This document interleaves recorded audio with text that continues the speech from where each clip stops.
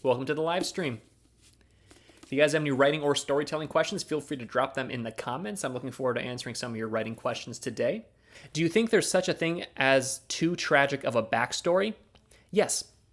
A backstory can be too tragic if it is unnecessarily tragic for the story you're trying to tell. For example, I remember I learned this lesson kind of the hard way. Freshman year of college, I was in a Foundations of Creative Writing course where we wrote fiction, poetry, nonfiction. And for the fiction story we were doing for that class, I had a character who was estranged from his mother and had been raised by his grandmother because his mother and stepfather or whatever were like drug addicts and abusive.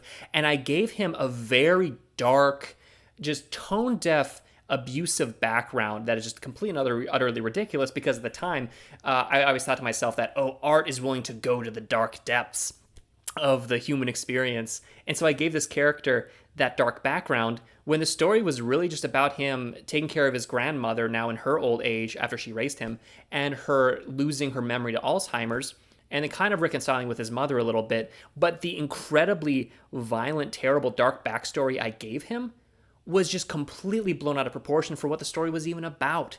And so it was distracting. It was distracting. It was disrespectful to actual people who've gone through abuse, and it wasn't a good approach. And so I ended up dialing back the darkness of his backstory to more match what the story was actually about. And so when you're coming up with your own characters and wondering, can their backstory be too tragic? Just ask yourself, what is the context of the world? What is the journey they're going on as a character emotionally? And ask yourself, does this level of tragedy fit that character and fit this story?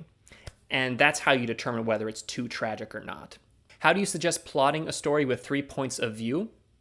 There's nothing in particular I would tell you that you have to do, because the plot can progress more or less the same. I would encourage you to make sure that all 3 points of view are involved in the plot.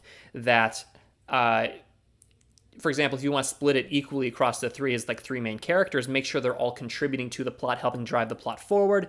If you're more like you have 1 main character and then 2 other side points of view that kind of support it, make sure the main character is the one really driving things and the other 2 are still at least pivotal and like contribute to the plot. That's all I would really suggest if you have multiple points of view in terms of how it should affect your plotting, is just make sure that they're all involved in the plot. Because when you don't do that, the thing that can often happen is one becomes irrelevant. And you want them all to be relevant. When is a good circumstance to have a foil character? When is it good not to? I think it mostly depends on like the theme of your story. Because like a foil character is a character who is like different from the main character in a way that draws attention. It draws comparisons between the 2 characters when 2 characters are foils of each other. And they can be foils of each other whether they have like a lot of things similar and then one key thing different, or they can be foils if they're just completely different in every way.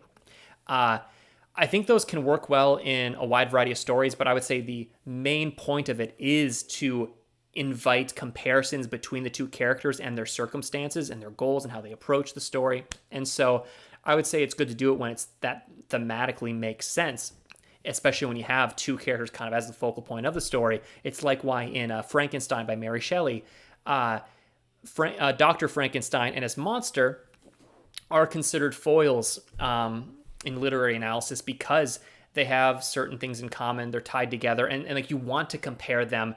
Which one's the monster is kind of one of the big questions of the story. And so having them be foils of each other invites connections between them, and that's very beneficial for that story. So yeah, I would say go for foils when you want to invite, when the themes of the story or the plot itself really benefits from a comparison between the 2 characters. Any tips on making characters feel more human and not one-dimensional in characterization?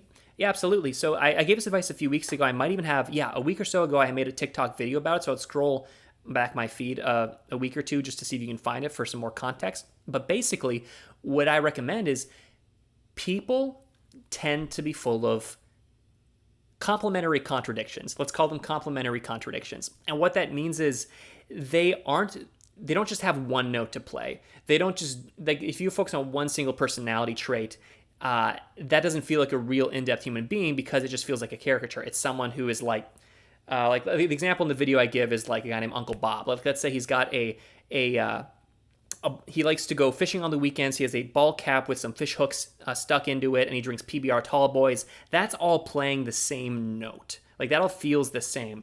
But then he becomes a lot more interesting and feels a lot more human when you find out that he loves to collect comic books. And every weekend before he goes out on his fishing trip, he stops by the comic shop and picks up his weekly pull of comics.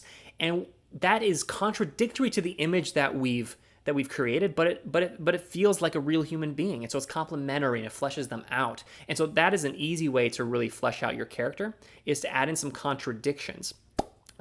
Apart from that, I also recommend understanding that a lot of people don't always say exactly what they mean, and they don't always act as you expect them to. And so when you have a really good thumb on the pulse of the character's heart, particularly their core emotional drive, which I talked about a little bit earlier, but it's the core insecurity they have, belief about the world, desire in their heart. It's a powerful emotion inside them that drives their every action. It is buried, but its influence can be felt throughout all that character's actions. And when you have that figured out, your character will act in surprising ways, but it'll also feel consistent. And so that can add a lot of depth to your character as well. What's your opinion on taking characters out of character? When do you think it's appropriate, if it is at all? So I would say it's not appropriate to take them out of character, in terms of having them do something that really does not tie back to something in their core, in their heart. Because here's the thing: you can have a character act in a surprising way you wouldn't expect. For example, I know some people hate it, but like Luke Skywalker in the new trilogy of Star Wars, I think a lot of people got mad that they were like, "Oh, Luke would never act this way. He would never be this cynical and this and that." And I fully believe it, though, because like years have passed since the original trilogy, and that's years of time for him to develop a new direction, to create more jaded beliefs about the world and stuff like that. So that makes a whole lot of sense to me. And so it's tied down in his heart somewhere. Like, they show that his heart has been pushed in this direction by experiences that were off camera but have gotten there. And so that feels out of character to some people, but does tie back to at least the character's heart at the time of the story. So likewise, you could have a character act in a way no one would have predicted, but then you need to tie it back to something that's happening in their heart. Has a shift happened? Has something pushed them in a way we didn't expect? But it needs to fit in with something in their heart and be consistent with that. So that's what I would say in response to the idea of having a character act out a character, which is you shouldn't. But if they act in a very surprising way, just make sure it's tying back to something inside them. At what point is it all right for a character to be killed off in a tragic way for the plot? A tragic death, especially of a beloved character, is a very emotional and a very impactful moment.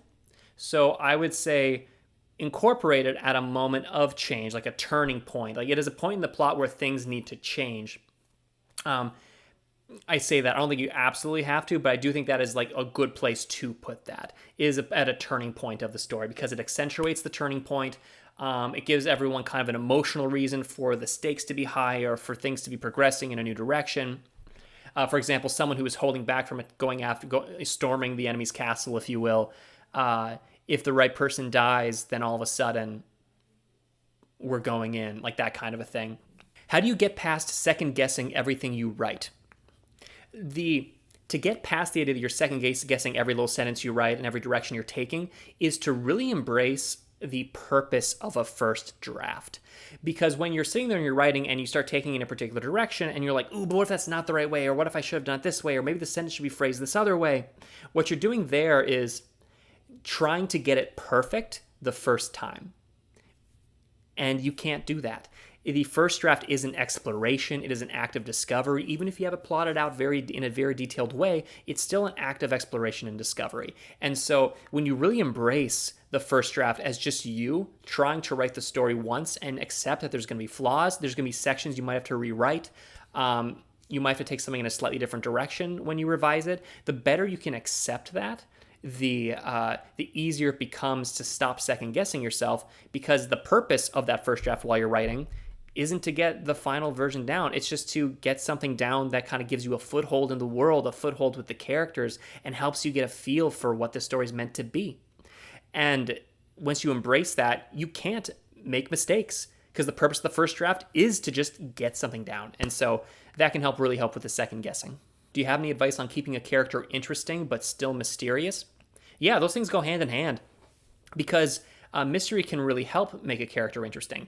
And so one of the best ways to do that, in my opinion, and this is good for any type of a character, is when characters enter particularly a highly emotional situation, I really like to have that character.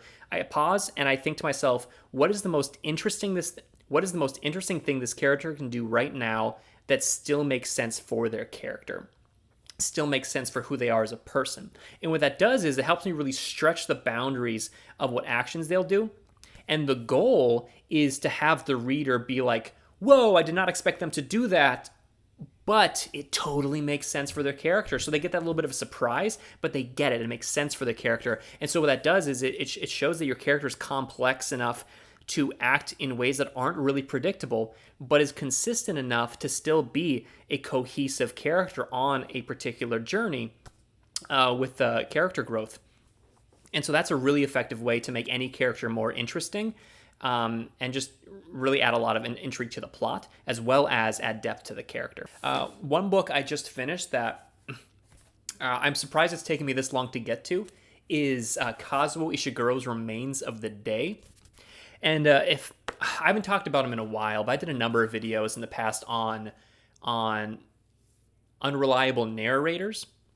And Kazuo Ishiguro is, in my mind, the king of the unreliable narrator. Does a fantastic job with many of his books, including,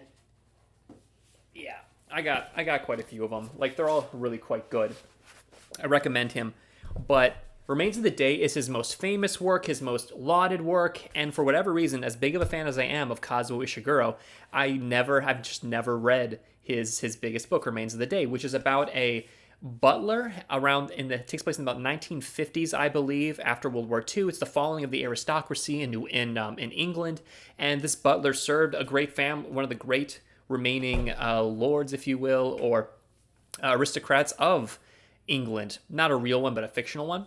But anyway, it kind of talks. It's from the butler's perspective, and he has such respect for his previous employer. But it really starts to reveal as the story goes on just how corrupt and bad that employer was, and how that affects the narrator even in the current day. And it's absolutely fantastic. I started reading it, and part of me was like just the tiniest bit, not skeptical of it, because this isn't much of a spoiler, it's kind of obvious, but the employer is a little bit involved with fascism, Nazis and stuff like that. And it is, when it first starts happening, I'm like, oh, that's why he's bad. That seems a little low-hanging fruit, but it just evolves into such a complex, beautiful story about, I love the title because it's very thematically resonant, The Remains of the Day. You regret, even if life didn't turn out like you expected or hoped it would, it's worthwhile to enjoy the remains of the day, remains of your life, and to take joy in it. And it's just, it's absolutely fantastic. Remains of the Day, Kazuo Ishiguro. I don't know why it took me so much, why I went through all of his other ones before I finally got to his most popular, but there you have it. Is it better to have a story that ends with all questions answered, or one with some questions answered? I prefer ones with some questions answered, because if all questions are answered, then so there's two ways you can read this. You can see it as like thematic answers, or you can see it as like answers in terms of what's going to happen to the characters and like a finale in that regard. In terms of thematic answers, I think it's better when because life isn't super easy to just boil down into clear messages. I think it's more realistic often to have stories that do kind of leave like the thematic questions of the story up to debate or unanswered, because like stories that focus on racism, how do you solve racism? Like any type of answer someone would try to come to would feel reductive. It wouldn't feel like it wouldn't feel like a real true answer, because if it was that easy, we'd have done it already. And so in terms of thematic questions, definitely it's perfectly acceptable and even good to not always have the answer, but instead to explore the problem and maybe provide some ideas of what we can do, but you won't always have the correct answer.